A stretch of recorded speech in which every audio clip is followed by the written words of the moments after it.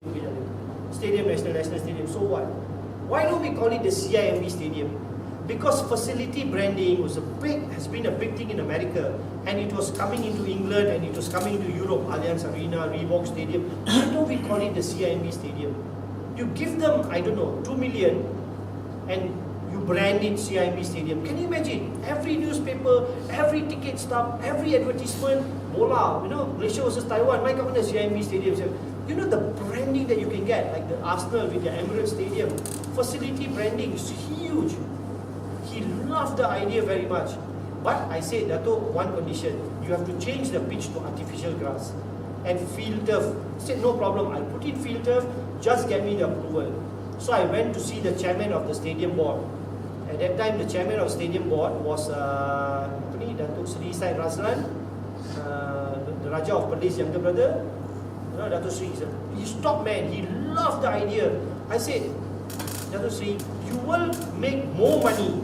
In the mornings, from 7 to 11, you allow the kids to play for free.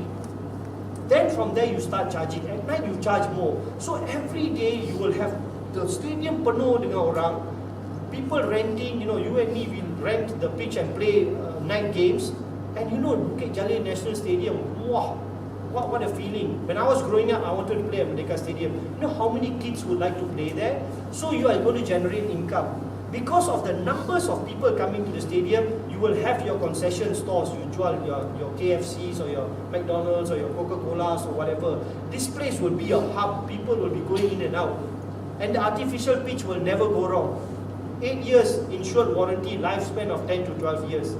One off, and CIMB will pay them. On top of that, they'll give you 2 million or 3 million negotiable every year for the next 5 or 10 years to brand it CIMB Stadium.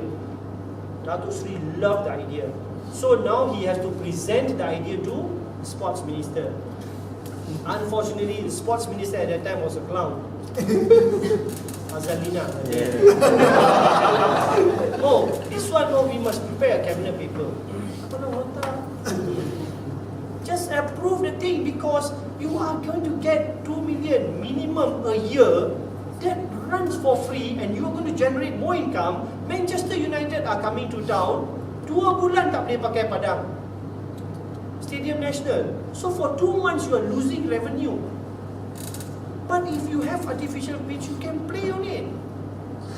Every day you are generating income, so your maintenance of the stadium is paid for. Government save money. Mana boleh government save money? Malaysian culture. Dato' Nazir was all for it. And then I have to go back and say, sorry.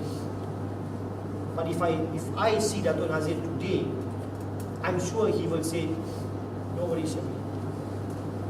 I'm sure he will speak to his brother because you can see the economic value of it. Isn't it? Morning 7 to 11 free. Whichever schools register, come play for free. The pitch won't tarosa.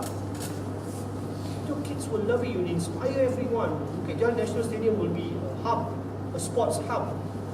And that's what Singapore are trying to build. So these are the things that, it's not just because it's my idea that it's a great idea. If you disagree with that idea, you tell me. No, Shebby, your idea is rubbish. I'll accept it.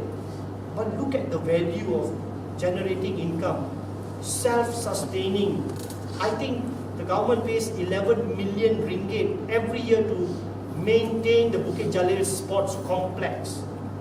So I'm sure that the football stadium takes away about 2 or 3 million. But if somebody is willing to pay you that money, and on top of that you make money, it's a win-win situation.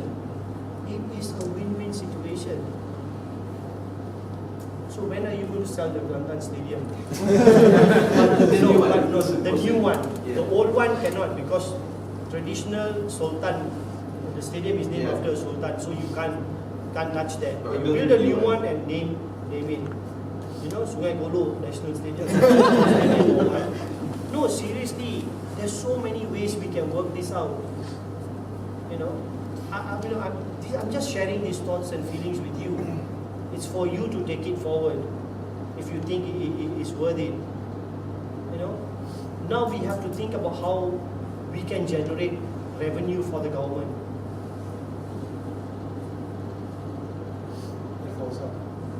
Obviously, you won't live comfortably. You won't live comfortably. But as long as the government realizes that these stadiums can become self-funding. Every stadium in every state belongs to the Majlis Bandaraya or Perbandaran or whatever, and nobody does anything about it. Even Latin Stadium and all, nothing. There's no income being generated. Spend.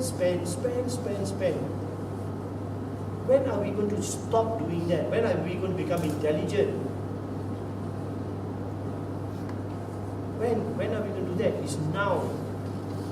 It's not about voting for the PM or voting for the opposition. No. It's our responsibility as Malaysians.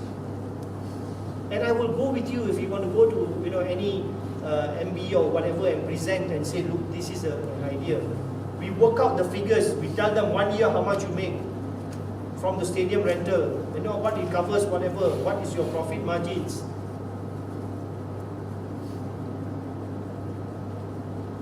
That is big money. Look at Nike.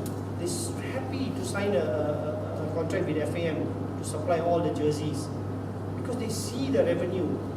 It's 26 million people minus the 2 illegal, 4 million. Hey, if we sell 1 million jerseys, and they will, Nike will sell 1 million jerseys. Not only the people who turn up at the stadium. Let's say you have 80,000 people in the stadium. At least 40,000 will be wearing those jerseys. That's big money, for Nike. Yes. So I would like to do that. To brand a facility that pays for itself. Then we can be proud. Wow. You go to the toilet, water running, pipe. No, come on lah. One washer costs 20 cents. That one also they cannot replace. Air mengalir dia macam toilet kat sini. Even there's one in the gents, the water system is running. Benda tu bukan apa, just lift the cover and then you lift the thing up. Kadang-kadang the thing will get stuck so it doesn't close, so the water cannot fill up. So the water keeps running.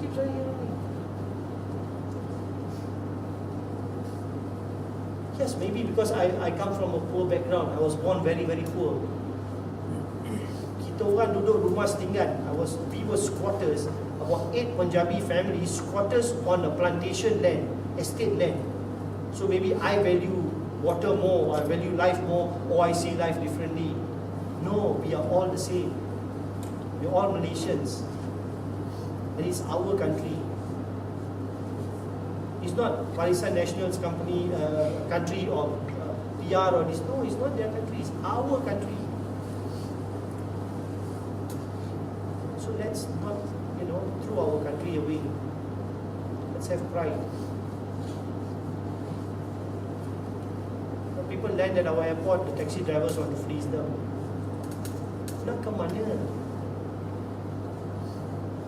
Why are we so petty in our thinking? Why can't we look at the big picture and everybody can be happy? Prosperous countries. Not 10, 20,000 people marching on the streets. What are you going to do? What is he going to? What is he going to make? What difference is he going to make? No, I'm sorry. I disagree with that. I think we can all work in our own ways and have a very, very beautiful country to live in. You go anywhere in the world, people say, "Oh, Malaysia, very beautiful country." Very beautiful country. But there's some Malaysians, who are trying to say, "Oh, we are not a beautiful country." Small numbers. Don't let them influence you. Because our future, our children, our grandchildren, everybody is going to live in this country. We don't want a situation where we don't know where the car bomb is going to go off. You want to live like that? No.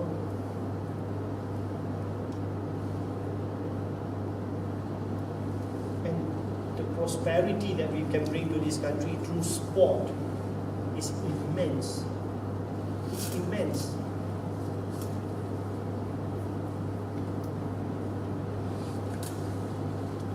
Next question.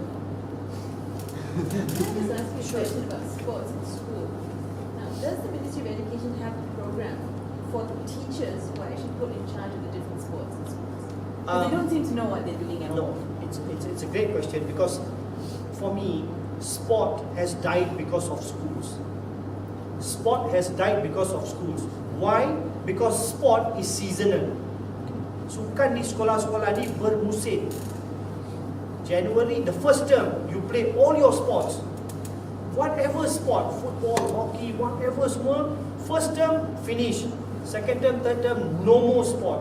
How to develop sport? You have to have a whole year-round program. You have to have that. And now the time has come where you need specialist coaches. Not teachers who are going to go to the football field and do PE with you. No. You need to hire specialist coaches. So the teachers teach, the coaches train. Every school needs 2 or 3 coaches, that's all. And yes, you can start by segregating the sport.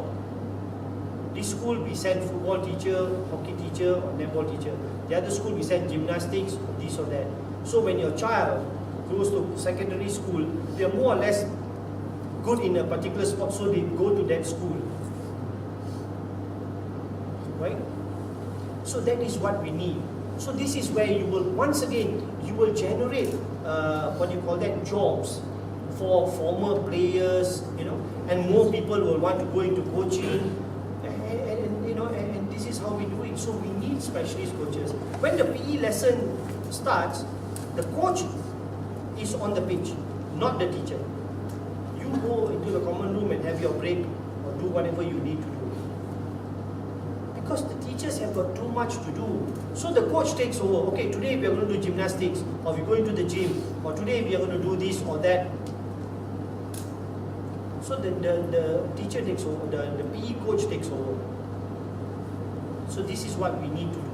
We need to hire coaches now for schools. And that is where I was involved in the One Malaysia Roundtable, the online thing.